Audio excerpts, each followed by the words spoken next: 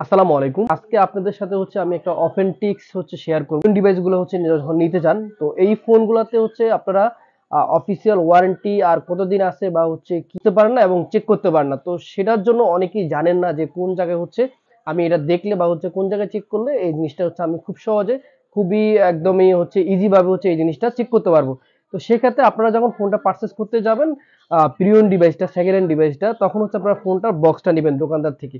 এভাবে এই বক্সগুলো আপনি নেওয়ার পরে দেখেন ছোট করে এই যে এই জায়গায় লেখা আছে, ছোট করে আপনার এখানে ডেট দেওয়া আছে। এই জায়গায় ডেট দেওয়া আছে আইএমই নাম্বারের একদম বরাবর। এখানে ডেটে এই যে এই জায়গায় ঠিক এই জায়গায় ডেট দেওয়া আছে। দেখেন এই যে ক্যামেরাতে খুব ভালোভাবে ক্লিয়ার ভাবে দেখা যাচ্ছে কিনা আমি জানি না। একদম এইখানে ক্লিয়ার ডেট লেখা আছে। যেমন এই ফোনটি Oppo A38 অফিসিয়াল ফোন। এটা 2024 ফেব্রুয়ারি মাসের 19 তারিখে এই ফোনটি লঞ্চিং করছে। যার কারণে এটার এখন ওয়ারেন্টি অলমোস্ট এখনো 7 থেকে 8 মাসের মতো আছে। তো এই জিনিসটা আপনারা একটু ভালোভাবে দেখে শুনে ওয়ারেন্টি গুলো অফিসিয়াল চেক করে নিতে পারেন। যে 2020 এর পরে বা 22 এর পরে ম্যাক্সিমাম বক্সের পিছনে কোম্পানিগুলো ডেট দিয়ে দেয়।